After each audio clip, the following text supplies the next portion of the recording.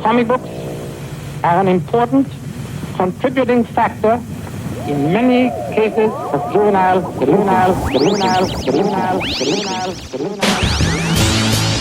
up in the sky! Faster than a speeding bullet. Holy, here we go again. Hello, and welcome to These Guys Have Issues, the podcast where we discuss current topics and issues within the comic book and geek community. I'm your host, Carter Hutchison. And I'm your co-host, Huey V. And Huey, our issue to... Well, first of all, happy Father's Day to you, Happy Huey. Father's Day to you too, yeah, my man. We've got the two dads of the podcast here sitting together to have a conversation about comic book dads. Yeah, I had to give my kids a bath before I came here. That's cute. That's cute. That's that was fun. That's on brand. Right? Yeah, it's totally on brand. Right, yeah, that's on brand. Yeah, you know, just with Father's Day being this weekend, I thought it'd be kind of fun little topic here to just throw out a few comic book superhero dads, and just kind of talk about what, you know, being a father means within each one of those universes. So we were talking off mic before we started that there's three main ones we want to get to, and then we'll just kind of rapid fire through the rest, and whatever we can get to in an hour will be what we do. Mm-hmm. Cool? Yeah. So the main three that I want to discuss are, and we were on the same page with this, right? Those are the main three? I mean, those are really like, when you think of just superheroes in general. Superman, Batman, Spider-Man. And then you also have to think, you know, their upbringing, you know their background, you know, like the parents that they had. That's a big part of their story. So let's, who you want to start with? You have any preference there? We can start with Batman. We can start with Bruce Wayne. Okay, this could go for a while. Here we go. All right.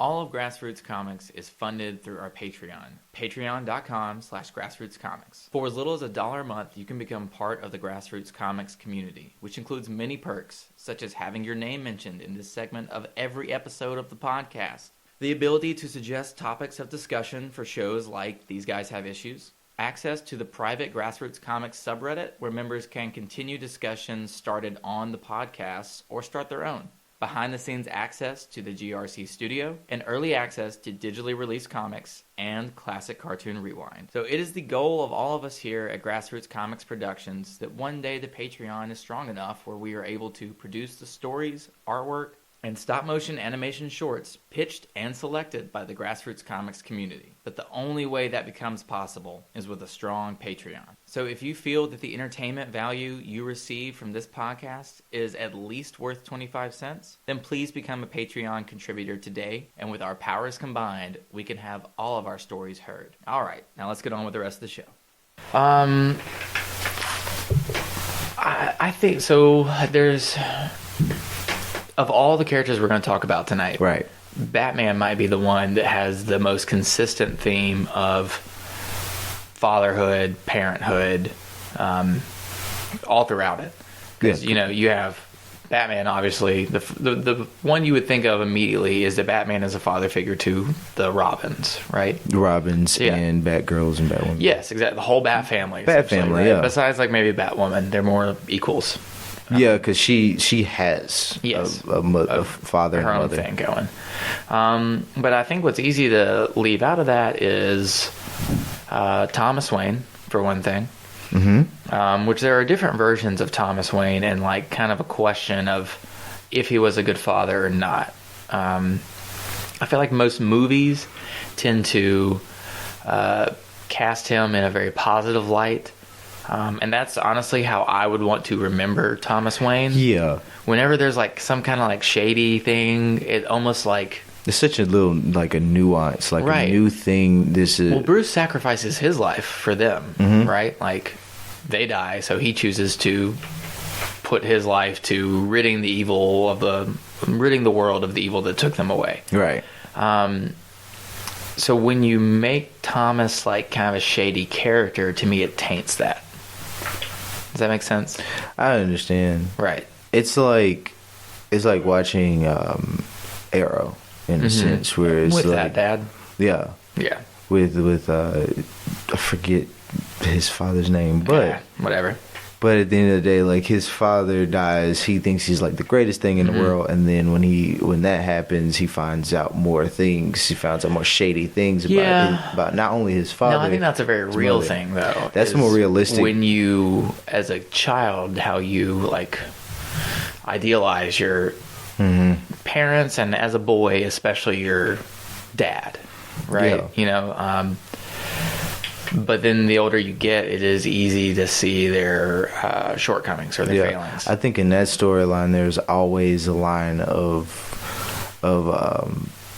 the parents doing shady things. As far as like the Waynes go, you really know them as like the family that built Gotham, right? The rich family that sure wanted to give back and everything. And speaking of like kind of shady versions, I believe Thomas Wayne is going to be in that Joaquin Phoenix Joker movie that's coming out in October. Is it going to be like an actual part, or is it going to be like just kind of I think an actual part. And from what I remember, the description was that he was kind of Trumpian and like think 80s businessman. That's such a yeah. I mean, I don't know. That doesn't sound appealing to me. The rest of that movie sounds great, but I also heard something about that, like the Joaquin Phoenix's Joker and Bruce Wayne might be half brothers or something in it, and I hope to God that's not true, because that sounds terrible. Well, there's like that's a story somewhere where Is like it? I think I read something where it was like maybe it was like an alternate universe or something like that with the Justice Lords or something. Fair, and this is like an alternate universe, but like Martha had Alfred's child, and that was the Joker or something. Martha had Alfred's child. Whoa, yeah. Something I read. Weird. I could be wrong. Okay, there's this like instinct, and it probably comes from like Shakespeare or something, to where if you're gonna make these people like arch enemies, they need to be like related, like brother, or maybe hell, the Bible, Cain and Abel. Yeah, like I see where you're going. With right. That. There's this instinct to do that, and you don't need to do that with everybody. Like in the James Bond movie Spectre, when they made Blofeld into Bond's like stepbrother. And like that's lame. That's lame as shit. I don't need them to be related. You don't need family issues going on. That's that's an unnecessary layer that you're adding onto it. Yes. It's such a cliche trope now. Exactly. It's the same as I'm your father. Mm-hmm. Right. Okay. There's a lot of that going on. It's a shame we're not talking about Star Wars here. Yeah. I feel okay with that. But back to Batman. I think another father figure that gets tossed aside here or overlooked is Alfred. Like, just how good of a dad Alfred is. He took care of him. I know, pretty much from birth. Will protect him still. Yes, knowing that he is Batman. Mm-hmm. It's like he's always there for him. There's comics where he's putting hands on people, right? Just to protect him. I really like that version of Alfred where he's like... They take advantage of the background of his military background. Yeah, that's mostly from Batman Earth 1. Mm-hmm. And that's a really, really good book. Like, if you're just going to straight up adapt something into a movie, it should be Batman Earth 1. It's like if Alfred was Race Bannon. Yeah. Or James Bond. Like, let's just be honest with you. Like, he's basically Bond. Yes, if Bond gets older and got hired by a wealthy family in Gotham and went to, as their bodyguard or whatnot. Bodyguard, but he was their butler. Yeah, essentially. Servant, yes. Now, Batman himself, we were speaking off air on whether we think Batman is a good dad or not. And I think you can make very strong cases for both. One, let's say he is a good dad. He takes these children out of broken home situations, usually that are family upheaval by violence, right? Mm-hmm. Like none of the Robins, besides Tim Drake, none of their family really like dies in like a decent, peaceful way, right? And I can't remember if like eventually Tim Drake's father was killed by whatever disease he had, or if he like actually... Is Tim Drake the one that he didn't have any issues with his parents or anything? No. He just wanted to be Robin. He got the chance. Deduces by himself that Bruce Wayne is Batman. So he, of amongst all of them is kind of the best detective of the Robins. So he figures that out because Batman has become more violent lately after Jason Todd dies. So he realizes that Robin died, and he has a theory that Batman needs a Robin to stop him from becoming too violent, too over the edge. So Tim Drake's basically just like, I'm going to be Robin whether you want me to or not because you need me. Mm-hmm. And, you may not admit that yet. Now, I think his mother was dead by that point, but, if nothing that I'm aware of that's, nefarious. And I remember his father was had some kind of health issues. I want to say he was in like a wheelchair or something, and yeah. He's the one that I know the least about. Really? Okay. Yeah, Tim Drake's in it. He's a good one. So I know that little bit, like his origin, right, but not too much afterwards.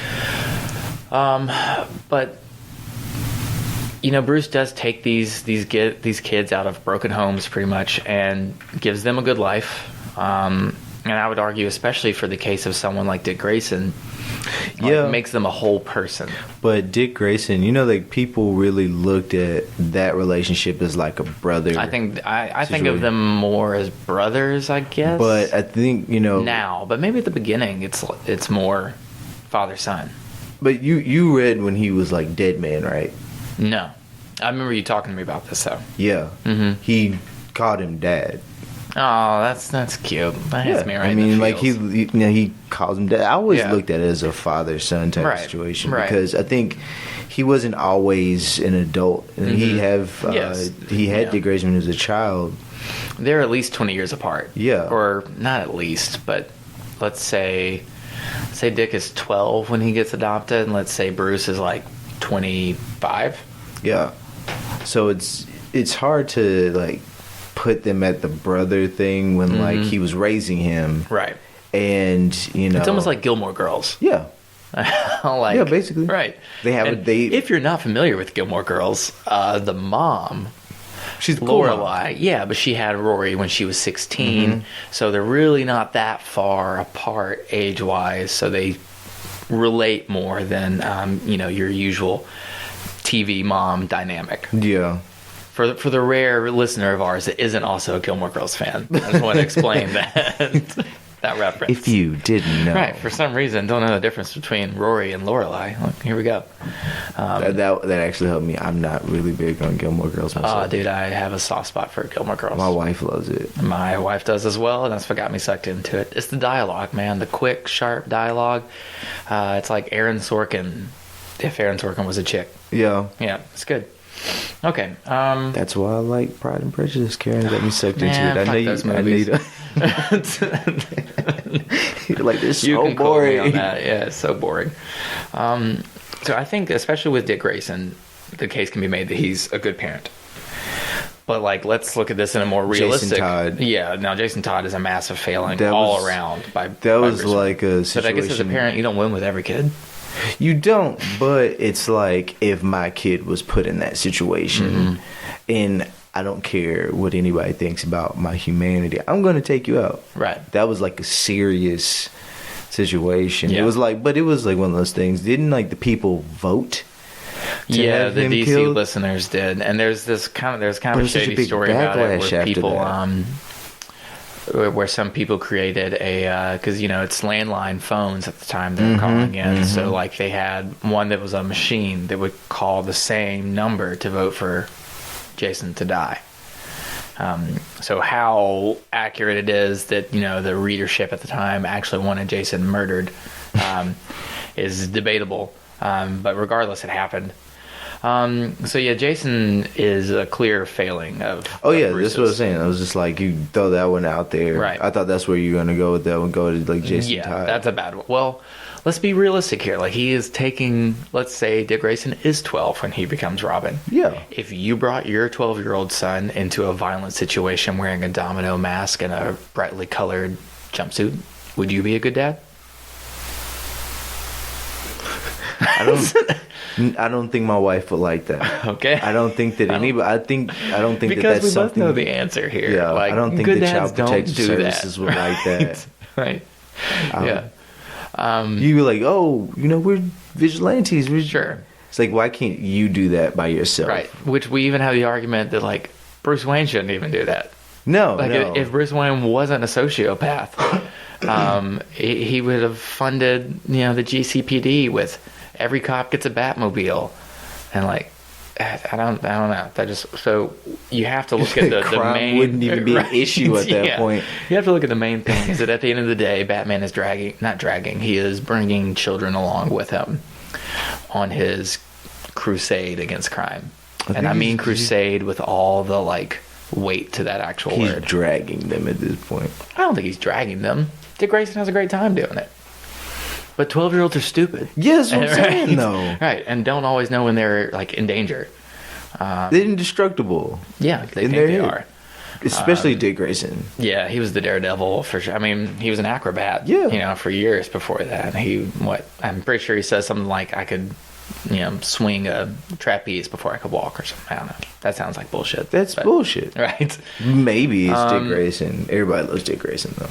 Yes, that was a great relationship between the two. I thought that was a really good, like, father-son situation. And Dick turns out great. Yeah, like he's, in my opinion, he's one of the best characters in DC. Mm-hmm. Let's get to Damian Wayne, though. I was about to say. That is the only biological son of Bruce Wayne. That's a hard one. That's one of the situations where, like, you can really only do so much with that child. Yeah, well, but he does a very good job. But yes, Damian Wayne has actually grown a lot as a character, and I think that people who only give Damian Wayne, who give with Damian Wayne a lot of shit right now, are the ones that only remember him in the very beginning when Grant Morrison was still writing Batman, and how he was like this,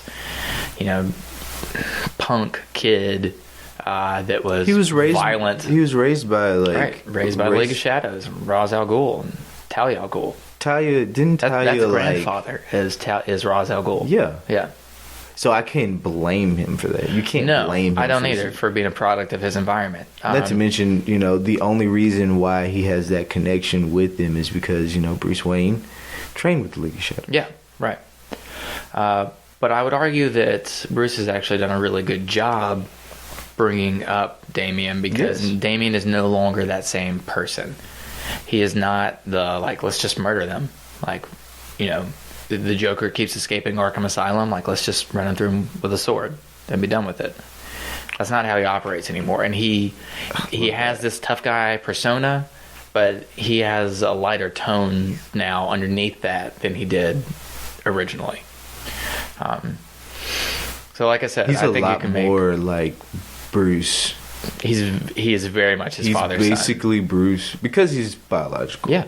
The thing that keeps Grayson from being like him or being like Wayne is because he's not blood. Yep. He can teach him how to be Batman. He can teach him all this stuff, but at the end of the day, he's not going to have all the same mannerisms. That's why like characters in that universe love Dick Grayson. That's why they will put him at the hill of everything, because they know how great Batman is, but he's proven that he can't be trusted. Sure, Dick Grayson is Batman without all the psychological damage and trust issues. Yes. Even though Dick Grayson has his own trust issues. He has his own trust issues. No one is on par with Batman. And he's a man whore. Yeah, but he's the biggest. I mean, I know that like Batman has ran through a few women, but like Dick Grayson, come on. Everybody loves Dick Grayson. Okay, that's almost 20 minutes on Batman. Dick. So, and his spot in the comics right now. I think it's debatable with him, though. I think it's really debatable. That's fair. The situation. There's so many kids that he's around. Right. That it's just like depends on how he treats them. But he all treats them as well as he possibly can. And we didn't even talk about Huntress, from the Silver Age that was his and Catwoman's daughter. Mm-hmm. That's not technical continuity right now, so we'll move on along. While we're in DC, let's talk about Superman. Personally, Superman is my favorite of the super dads. There's a run with Peter J. Tomasi and Patrick Gleason on art that really introduces the current John Kent and Superboy. That dynamic is just so great, and like if you take anything away from this podcast, I hope you go and buy that trade back of that collection. I can't like. It's just a feeling that's in that story that makes it so good. And I can't like fully express to you into words why that relationship is so great. But you get these little tiny like Superman moments of like where you Superman would be this great dad, right? Of course, yeah. Right? Like he would just be a great dad. And so a lot of that you're seeing that through John's perspective. Like a kid messes up. He accidentally torches the cat with his laser vision in the field. We've all done it. We've all been there.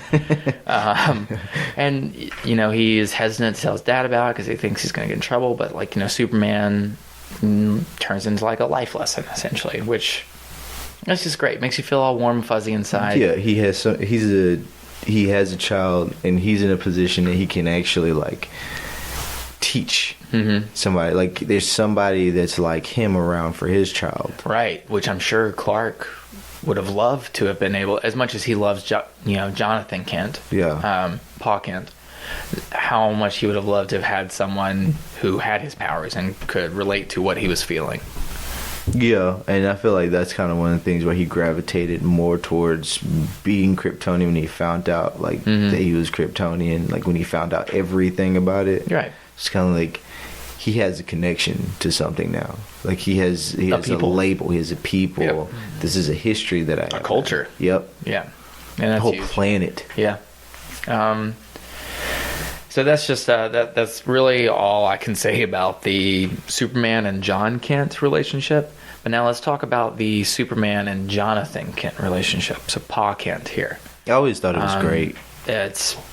I thought it was the moral backbone of that book, which you can make an argument that Pa Kent is the moral backbone of superhero comics in general. Then, if Superman inspires all other superhero comics and Jonathan Kent inspired Superman, then the transitive property would show that we have two father figures on this on the list of top 3 that embody the father figure, or just the whole philosophy. Because Pa Kent has his, like, he's the philosophy of DC. You have like Ben Parker, Uncle Ben. Oh, okay, that's where we're going. Cool. I didn't know if you meant Peter himself, but we'll get there. We'll get there.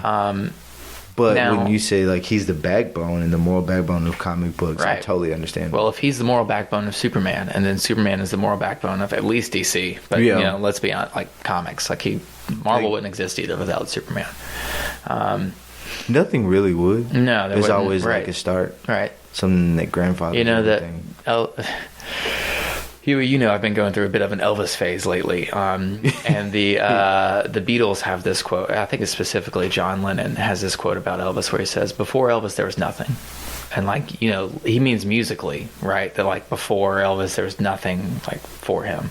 But you could almost say the same thing for comics, right? Like before Superman, there was nothing. Well, we can say the first mainstream this. Yeah. Yeah, that's obviously fair. Pulps were around, and those were basically the same thing. But takes one thing to get super popular and then just take over the whole entire thing. Yeah, like Superman. A year after his introduction, he's in the Macy's Day Parade as a balloon. That's all it really takes. Insanity. Yeah. Is he the first viral anything? Superman? I would be hard pressed to find something before that takes off in the same way that Superman does, as far as rapid ascension. He's on lunchboxes, radio programs, comic books. Yeah, so much within the first few years. Anyway, it's just. I was gonna say War of the Worlds. Maybe when that came out. Yeah, but I don't think that's on the same level as Superman though. There's not I was everybody was listening. There's not War of the Worlds. But it was everybody was listening. Yes, that's an event. That's right. Everybody thought they were going to die. Yeah, and that's ridiculous. I mean, it makes sense. That was one of the first viral things, though. I would say that's very viral. That's true. Yeah. Some things that are viral don't really last too positive. long. Yeah, and they don't really last too long. Yeah, that's fair. Because after people the internet has a very short attention span. Yes. Yeah. They just need something new every 5 seconds. So while we're on Pa Kent, we've got to talk about the different depictions of Pa Kent, right? Yeah. So, we're going to touch on Man of Steel, right? Ooh. And, like, we've talked about this before, so I don't want to dwell on it too much. Huey, I don't know if we've ever gotten your opinion on that scene specifically. Which scene? Where Pa Kent tells, where Pa Kent tells Clark to not save him. We've talked about this. I feel like we've talked about this before. I don't know if we've done it on air. But we've never done it on air. See, okay. I'm going to start by saying it's a beautiful movie. Yeah. It's a beautiful movie. It looks great. Script-wise, it didn't... It started somewhere but didn't really go anywhere. That's fair. And I feel like it makes some odd choices, too. I think the best character development was Kevin Costner. Okay. He was the best... He had the best character development as far as the whole story goes, in my opinion. Just like the little flashbacks they had him, I hated that scene though. Yeah, me too. I hated that scene so much because I don't think that one, he would risk his life for nothing, because at this point it's the dog that's left in the car. It wasn't anybody else. It wasn't like he was helping. He did, but he like, why can't I help you? Why do we have to watch you die? Yeah, there was nothing. A handful of people under this overpass. I think they were just trying to like force some type of life lesson into the story. Right. And look, I get that like in most versions, Jonathan Kent dies before Clark goes to Metropolis, and that's fine. But to me, the Chris Reeve Superman movie did that scene in such a better way. But like, don't have Pa Kent die of a physical force that could literally be stopped by Superman, because that teaches Clark the opposite lesson of what he should be learning, which is save everybody. Well, but there's some people you can't save. You have all these amazing powers. I can't stop a heart attack as Superman, and that's how Jonathan Kent dies in the Chris Reeves one. He's running up the driveway because young Clark is like, goofing around with him, like, hey, come on, let's go, Pa. Like, you're not that slow. And he has a heart attack and he dies in the driveway. And like, Clark and Martha are literally having a conversation at the gravesite where he's saying, I have all these powers, like all these amazing things I could do, and I couldn't save them. That was a very, very valuable lesson for a young Superman. I think with that whole entire storyline is just going to be reoccurring, but I think they're just going to try to depict it as many times as they want to in different types of ways. But the Man of Steel version was just, it was unnecessary. Agreed. If he was going to go out, like you said, go out in a way that like natural causes that shows Clark his limitations. Like instead of I could have run around the opposite direction of that tornado and stopped it. And then no tornado. You said a heart attack. Right. Cancer could possibly been the next Perfect. thing. Yeah. Yeah. That's what happened to Star-Lord. Right. His mom had cancer. Yeah.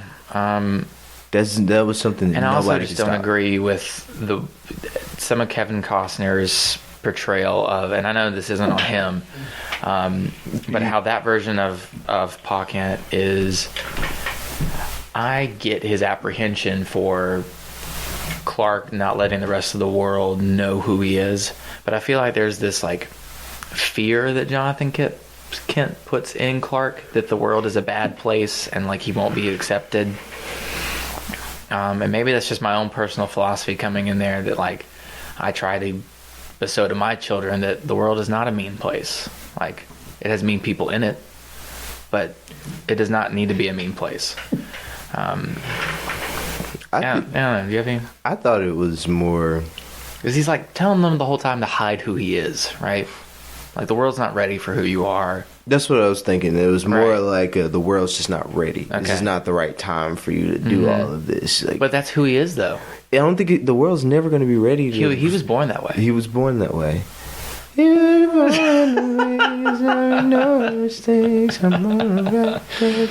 Clark was wrong this way. Exactly. Yeah, that's exactly where I was going with that.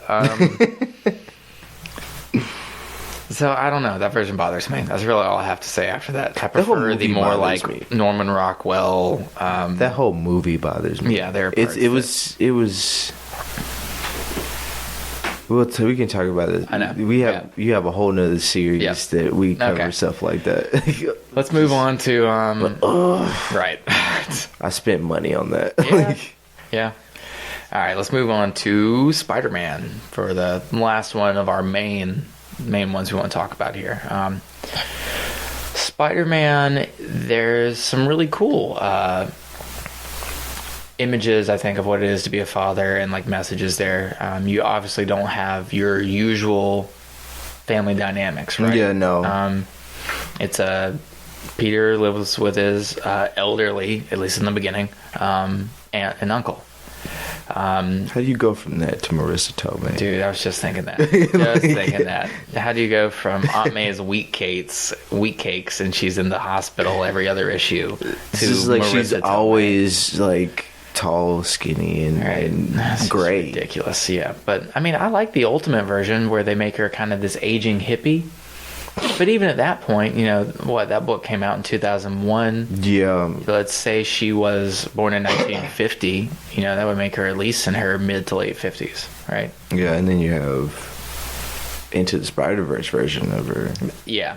I feel like that's a good mix. Yeah. Right. But she's active, and I'm cool with that. But this is a Spider-Man that the world knew who he was. Everybody knew it was Peter Parker. No, not until he died. But every Peter Parker, he knew what he was doing, though. Yeah. That was the best version. He was able to not capitalize on it, but it was like he had everybody silent. Oh, yeah. To a certain extent. He had the spider cave. It's great. Right. Yeah, I've got one like this at home, too. Holds all my gear and whatnot, but...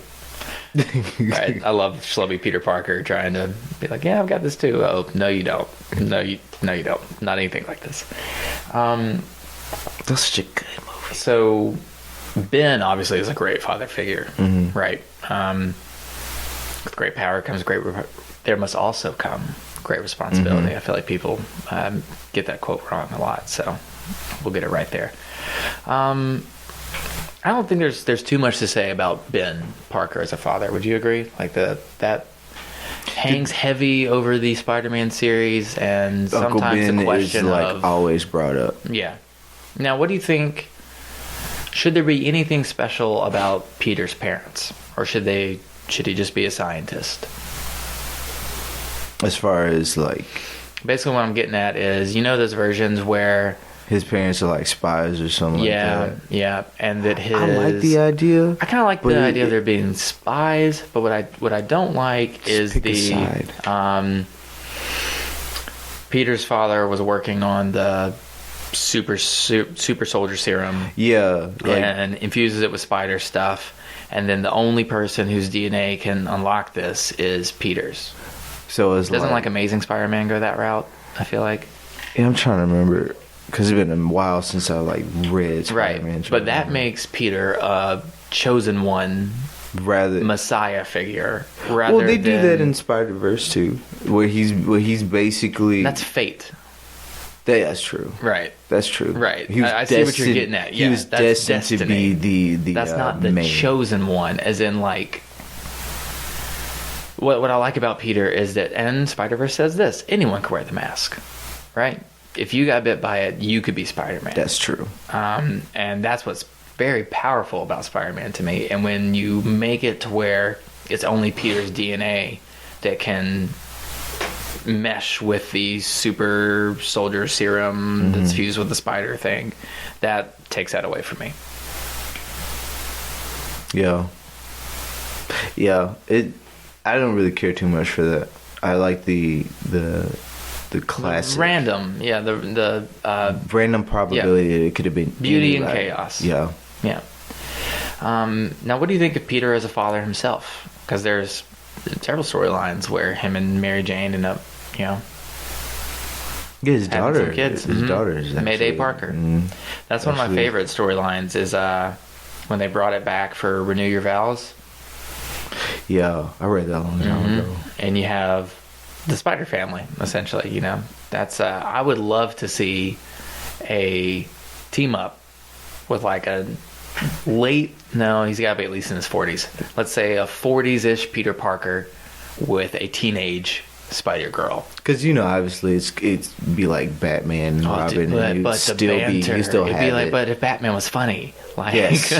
like, it would be, the banter would be so great. That's the thing about, Spider-Man is just he talks through the pain. Mm-hmm. He'll just quit through the pain. Right. And I mean, he's sitting there with his teenage daughter in the same life-threatening situations. I'm sure he probably has the same thought process. Excuse me. That if she has these powers and she's going to use them, whether he is with her or not, then he may as well. Mm-hmm. And mm-hmm. Look, I did this. Right. It's like when your parents tell you, look, I don't really want you drinking, but if you're going to drink, I'd rather you drink in our driveway. Yes. Right. Right. The amount of parties. Yeah, it's the same. It's the same notion. Give me your keys if you're going to drink. Right. Yeah, that's fine. That's fine.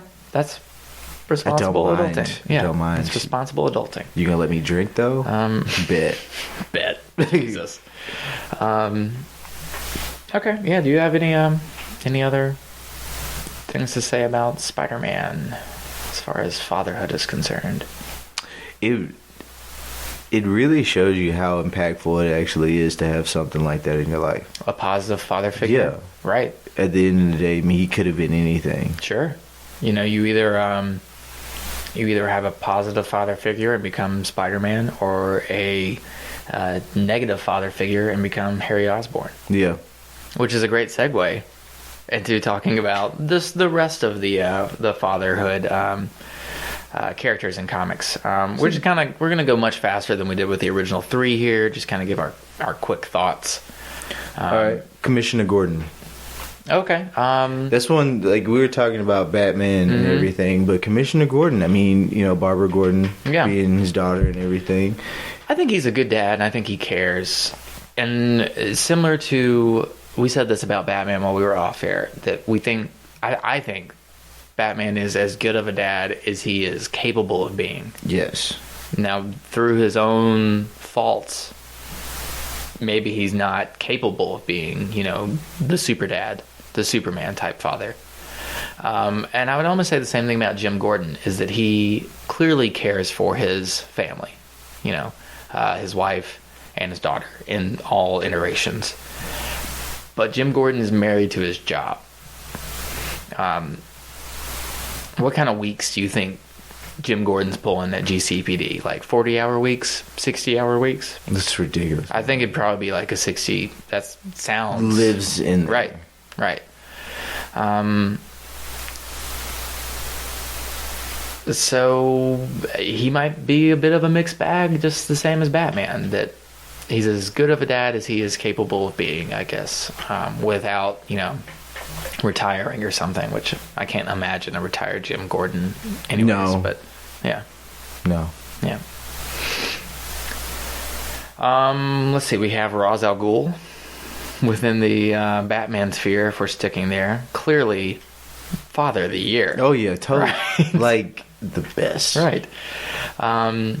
Really only cares about the next Ra's al Ghul. Yes. And it's never going to be his daughter. It's not Talia. Now, what I do like about Ra's as a father, and not specifically, but stories featuring Ra's as a father, is that, Talia's not the first child he has had. No. He's hundreds of years old. Of course this man has fathered other children, and of course he has raised them to be his heir.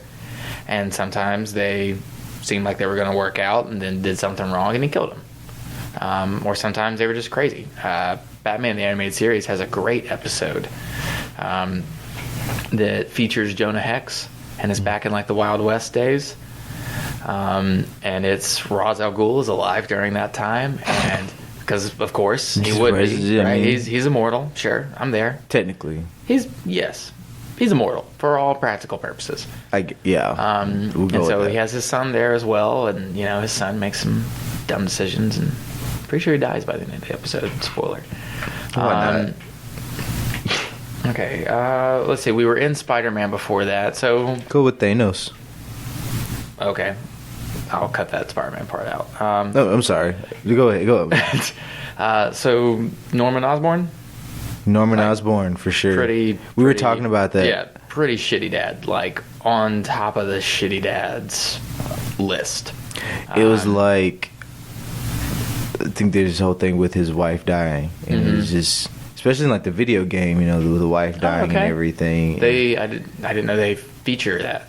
Does that happen like while? Not on game. Okay. That's like a storyline that happened before. So Harry was little when it happened. Yes. Okay. So they were like, you know, Peter and Harry and Mary Jane were all friends since they were kids in the storyline, at least. There's no Gwen Stacy in that? There's not? No. That sucks. They're adults, though. So, like, but Green Lantern is not even... Green Goblin isn't even a thing. Yeah. In the game, period. Yeah, that's why I'm hoping they make a second one. But with Norman isn't that bad in that story. It's just he's Trumpish. Yeah, and Norman's also married to his work again, but he lets that consume him. Where I guess that someone like Gordon doesn't. He really does. Like, he will sacrifice any morality. Yeah, there's some place that when you show. Okay, so when you let me read. The Spider-Man 60s, was it Spider-Man? Oh yeah, a Year in the Life, right? Yeah, A Year in the Life. Yeah, and this is like older versions, basically, like you said, Civil War. It starts in the 60s. It's basically Civil War around the Vietnam War. Right. Civil War is in Marvel Civil War. Civil War as in American Civil War. Yeah. Right. So place that event in a different period of time, and then you have Flash going off to he's going off to war, and Flash and Peter have a conversation because Peter, you know, he's like, you're leaving, I'm sick of it. Peter doesn't know what to do, and that he is personally against the war, but with great power comes great responsibility. Yeah, so he's like, it's his responsibility now to his country. He's like, why are you doing this? You know, you couldn't come back. And he's just like, Peter's asking Flash that. Yeah, Peter's asking Flash, like, why would you do this? You know, you're who you are. Why would you put yourself on the line for this? And he's like, Spider-Man would. Ooh. Dude, that is He's telling classic. Peter Parker this. I know. Spider-Man would. Dude, that's classic Stan Lee, Steve Ditko, like the soap opera-ish nature of Spider-Man. That's just a dagger straight to the heart and twisted, man. Like, that is a gut. Because you feel it, though. Moment. Yeah, for you sure. You feel it as a reader, sure. and you're like, ooh. I even knew it was coming when you were talking about it, and I still got chills. And so he, you know, they at the little bar that teenagers can go into and get like a Diet Coke. You know, a soda from the soda fountain. Yeah. Right? And Norman Osborn comes traipsing in, saying congratulations to Flash, you know, and then he's talking about how good Peter is, and because like earlier in the storyline, he meets Peter for the first time, and they have like this weird vibe around each other because he's asking him questions about his life, and he's like, "How do you know all of that?" He's like, "I know a lot about you," and so he had this weird, has this weird vibe, and then you know, and when they meet each other again, and he's just like, hey, I'm just gonna buy you a Diet Coke, buy whatever you want, whatever. I think they're actually in college at this point. Are they? It sounds about right. I've only read that one twice, as far as like sitting down and going through it. So like Norman, he's there, and this is what he reveals to him, that he is the Green Goblin. And right. And so he has like a bomb right there. Right. And he's just like, say anything and I'll blow this whole place up. He's like, what about Harry? And he's like, I don't care. Right. Like, I'm going to blow this place up. Norman's crazy. We can agree with that. Norman is insane. So it shows that, like, there's still no affection towards Harry. No. Harry feels it. Norman's parenting is like the ultimate tough love, but without any of the positive reinforcement as well. You know, if you're going to do a tough love thing, you have to eventually tell them, good job. It's like that typical, you know, big corporate father, no mother figure around to soften the blows. So I was like, I have to do the best I can as the mother and father, but it makes me super hard. Yeah. But trope that goes through comic books and anime. You see that, and like TV and just like media. Yeah, man. That's fair. Yeah. So Norman, you're shitty. Okay, and that sparks a bigger conversation, I would say, of as I was going through and thinking of different father figure characters in mostly Marvel or DC. It started occurring to me that a lot of the Marvel dads seem to be pretty shitty dads. So I'm just going to run through a list here, and feel free to interject, Huey, with any yays or nays. These are some shitty dads, in my opinion, courtesy of Marvel. Wolverine is a super shitty dad to Dakin. Yeah. Professor X is awful with Legion.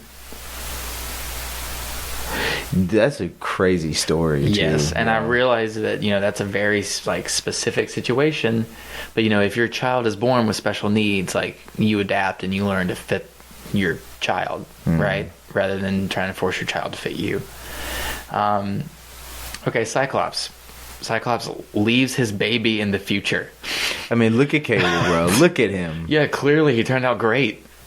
Look at him. I said with the most sarcastic eyes ever. No, he's coming to the past to make sure what happened to him doesn't happen. You don't have a happy childhood, if you do that, right? Someone who does that didn't come from a happy place. My life was great, so I chose to come back in time. Bishop had some of the worst childhoods. Yeah, dude, just X-Men. But that's future stuff. Yeah, X-Men gets dark in the future. The Punisher. Good dad or not good dad? Is there anything that's canon towards him being a father, though? I think his rage towards his role as a father, right? Yeah. This is actually. Well, so my mind goes to the series a lot, the Punisher series on Netflix, and he talks all the time about that you see flashbacks of him reading to his kids and stuff like that. And I think something like that would make you snap, though. I agree, but how good of a person has Frank Castle ever been? I mean, you always have a soft spot for your kids. I agree. Yeah. I'm sure. Well, no, I don't know. Even Deathshot does everything he does to benefit his kid. Right. No matter what iteration, he's doing it to make millions of dollars and give it to his kid. Yeah, sure. But the Arrow version of Deathshot was kind of crazy. He was a war veteran. Right, that's the Mirakuru stuff, right? Okay. Yeah, and he pulls a gun out on them. That's fair. Get out of the house, I'm calling the police. He's trying to kill us. I was like, he has PTSD. It did mess with his mood because his daughter was just I don't really want to be around you, Daddy. Man, you're not my dad. Man. Well, she wasn't. Or he wasn't. He wasn't her real dad. Spoiler. So yeah, Punisher, I don't know how you would categorize that. Luke Cage, there's a good dad. Luke Cage, yeah. For the longest time, the whole story was whatever story that he was about or he was in was just kind of revolved around him, Jessica, and the baby. Right. Yeah. Because that was around Civil War, and then New Avengers, because he was a part of the New Avengers he was a part of? You're more the Marvel guy than I am. Because so I would defer to you on that one. Yeah, because they just gave him and a whole bunch of the people the keys. It was a pretty good series. Magneto. That's a debatable one. Yeah. It's not like Scarlet Witch and Quicksilver turned out super great. It's not like you could say Magneto was a good person maybe to begin with. So anyways, she turned out great despite all the bull crap that was going on. Okay. And it was just I feel their relationship forced those two to be better siblings to each other. But she turned out very good. Despite losing her kids and then killing Scott, Clint, and Vision, and then rewriting all of mutant history essentially. She eradicated 95% of the mutant population. Good read. Children's Crusade. which was like when she met Wiccan and what was it? Because her 2 kids were reincarnated. Yeah, as like a speedster, somebody like her and her brother. Right. Now you brought up Thanos earlier. Yeah. So Thanos is a shitty dad, right? Shitty dad. Again, that's letting the work consume you, right? Like he had his goal and he didn't care who or what got in between him and that goal, which in the comics would be romancing death. So he's literally putting his children in between him and his boo. Mm-hmm. So yeah, get another one. Trigon, Raven's father. Oh, it's awful, Dad. Just throw that one out there. Right? Yeah. It's still a good one out there. Forcing your daughter to, anytime you're like forcing a child to do what you do or something, or be just like bring you. out the end of humanity. Yeah. Well, that's his thing, right? That's his thing. It's not his daughter's thing. That whole arc in Teen Titans was really good, though. In the 2003? Yeah, right. It was classic. Yeah, it's good. Because, just bringing back Slade and everything. That was a really good series. Yeah. But it really showed you, like, that dude is just ridiculous. And just having that whole, like, having actual any type of relationship with Raven, that whole situation is crazy. Yeah, he's out there, man. He's out there. Who else you got? I have 2 kind of cosmic-y ones that I want to end with, maybe. But you have any? I'm trying to think of some. I can't. We can go. So the 2 last ones that I have on my list are Darkseid and Highfather. I was gonna say Darkseid. Darkseid is an awful dad. Darkseid has his son Orion, and Highfather has the son Mr. Miracle. And to make peace between the 2 warring planets of Apocalypse and New Genesis, they swap sons. Which I guess you have to then question, is Highfather a good dad at that point? Like, would you give up for like world peace, essentially? Would you trade a son for a son? I don't think think I could do that. I don't know if I could do that either. World peace. But maybe that's why Highfather is basically God, right? So the whole New Gods parallel is... or the whole New God storyline is a parallel to, the Bible, God, devil, heaven, hell, New Genesis, Apocalypse, Highfather, all that kind of, it's pretty right there on the surface. You gotta know Scott Lang. Yeah, Scott Lang's a pretty decent dad. He's a good dad. He's doing the best he can. He's the same as Batman, and, that we separate, he's as good of a dad as he's capable of being. Yeah, and then there's, like, in Children's Crusade, his daughter becomes basically him. Okay. After he dies, and there's the whole thing with like Scarlet Witch killing him, and I think like he comes back because there's always like a huge thing with time travel in Marvel, so they go back in time, and like you do, they bring him back because they bring him back, bring Clint back, and Vision back, and everything, and because regularly they would be dead. Then meet back up with his daughter, even in like Endgame. Yeah, when they see each other again, she's good. That really like when she's like all grown up. Yeah, and stuff like that, man. Oh, that hit me hard in the theater. No, just watching that movie, and you have a girl as a father, too, so like I can't. Oh, dude, I can't relate to that one part of that. But. And I'm sure this movie's been out for a minute. Yeah. You talk about fuck you if you haven't seen that movie and you're listening to this podcast. Yeah, man. Because at the end of the day, it's like just as a father with like Tony Stark. Yep. Totally understood everything he was going through in this situation. If I was smart enough to fix these issues, but the last time we tried to fix it, all this happened. Yep. I have way too much to lose at this point. You have even more to lose than you did the first time because of the life you've created for yourself in the 5 years of just complete shit. The way he is with his daughter is exactly the way I am with my daughter. Really? I love her so much. Right. Just love you 3000. Yeah. Yeah. That's great. That's great. Jeez. We're at 55 if you want to end. Yeah. Yeah, unless you got any more. It's hard to even think of any right now. There's a lot of them. There are a lot. So I watch anime where there's a lot of good fathers out there. That's fair. That might actually have more, like a better representation than comics.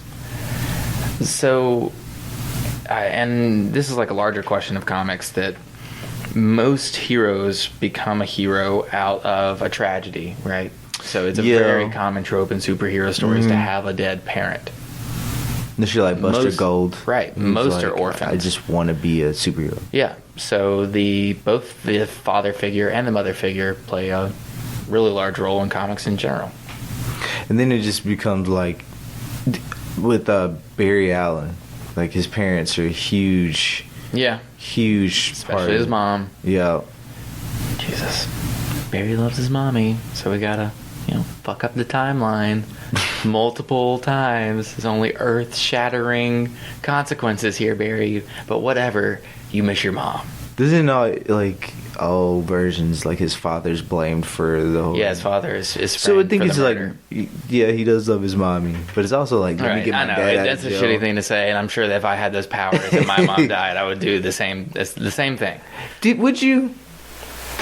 If I could go back in time and save my mother from being murdered, that would frame my father, I'd probably do that. Mm-hmm. Yeah, I'd probably do that. And then you get the new 52, but out of the new 52 came Rebirth, so we're all good with that.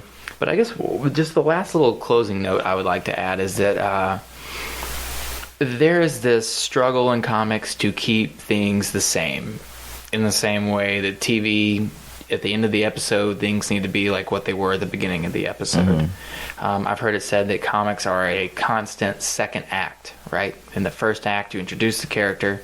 The second act is when all the events unfold. And the third act is when, either the character dies or there's an end to the story. There's no end to comic book stories. Mm. So to keep those characters stagnant, we sometimes stop them from aging like people or progressing like people, even if it's at an extremely slower sliding time scale. Dash Ketchum effect. We need to see more positive representations of fatherhood in comics through heroes. That's it is time for Peter Parker to actually be a dad, and that's the thing. Like, main continuity. I don't understand why they don't think that we want that. Because there's always a thought in it. Didn't in the 90s, because Spider-Man did get married and fans hated it, but they did it in like a shitty way. And that, Mary Jane gets sick because Peter's sperm is radioactive, so like they can't have babies, right? Yeah. You don't need to think about it that much, man. Like, just like, can Lois survive Clark's super sperm? Can her pelvis even up there? Does you see what I'm saying? Yeah. Like, don't get bogged down in the mechanics of a superhero sex life. Yeah, it's just be like, he's a dad. Yes, it's gonna be great. Like, that brings in more characters now, right? Somebody to pass the torch off to, and especially Spider-Man if you're an aging Spider-Man fan and, maybe you have a family now, right? Mm-hmm. Then you could probably relate great to Peter Parker. If you're a young Spider-Man fan and you're in high school and you're, dealing with teenage problems, there's Miles Morales for you. Like, there's... His dad's a good dad, too. He does have a good dad. He's a great dad. Yeah. It doesn't matter what is. He's a great father. Awesome, yeah. Say, I love you, Miles. You have to say it back. And I've always said that before I had kids. I'm like, you have to say it back. Like, I'm just gonna embarrass my kids in a way. Like, they're going over the speaker. Yeah. I'm just gonna put one on my car. I love you, babies. I knew people in high school that had those, and they just always used to be an asshole. Give daddy kiss. Right. It's not weird. So that's my kids. Right. So the way DC did, and I guess really let's give Peter J. Tomasi the credit here for the way he handled turning Superman into an actual, like, good father figure and still having interesting stories around it. That it doesn't become stagnant. Look to that, and, like, it is okay to have that and keep that going. That was a set status quo in Superman that fans loved, and then Bendis comes and he's like, Bendis changes stuff. That's just what Bendis does. We do my own thing, man. Yeah, Bendis don't give a fuck, man. He'll change whatever he wants to. So yeah, that's the major point I would like to add, is that, you know, let these characters actually evolve and become dads, or maybe even like Bruce Wayne. Maybe Bruce Wayne needs to be a granddad by this point. Yeah. Yeah. And my final note is, your kids look at you as a superhero at times. Oh, yeah. I can tell you how many times my daughter calls me Spider Dad. Really? It makes me so Dude, happy. that's the best. That's just the best. Like, because we have, like, these pictures in the house. And you've been in our house before. Yeah. So we had, like, these pictures. It was, like, a Spider-Man comic picture and a Deadpool picture. A bunch of Spider-Man stuff in the house. And there was, like, one day, there was, like, what did she say? He's like, that's Daddy. And Karen was like, at the Deadpool picture, she's like, that is Deadpool. And she's like, that's Dad. And she's like, no, that's Deadpool. It's Daddy, Deadpool, Daddy Pool. And I was like, yes. Because she'll look at things and like she'll look at a picture of Black Panther and just be like, that's Daddy. Yeah. And that makes me so happy. That's awesome. So like, she looks at me like a superhero. Right. You know, and there's a lot of they're fictional characters, but there's like these real relationships that you can relate to. You know, there's these fictional relationships. I tell people all the time, and at first it started out as a joke, but I think it's actually true. I think I learned more of my morality base from Peter Parker than I did something like the Bible. Yeah, that may be a radical statement for some, but like, and that was the thing about like Stan Lee, is giving you like a flawed, relatable superhero. You have all these crazy powers, but that doesn't change. But you're just trying to do the right thing. Yeah. You're just trying to do the right thing. And you may not always be able to figure out what that is right at the time, but as long as the effort is there. And that is how we feel as fathers. Right. Just trying to do everything right, man. Just trying to do. I may not actually be right in the situation, but like my heart's in the right place. I was like, we're always learning new things. Yep. And we're not as hard as, you know. But being a father is like, with great power, there must also come great responsibility. Yes. Yeah. All right. Well, that's been it for These Guys Have Issues. If you want to keep up with everything Grassroots Comics, please like our Facebook page. That's facebook.com/grassrootscomics. Go ahead and tweet at us some of your favorite comic book superhero dads at GRC Podcast, or on Instagram at Grassroots Comics. I have been your host, Carter Hutchison, and I want to say to Valen and Jameson, I love you very much. I'm your co-host, Huey V, and I want to say to Hayden and Cameron, I love you guys. Y'all are the greatest things in the world. All right. Bye, you super kids.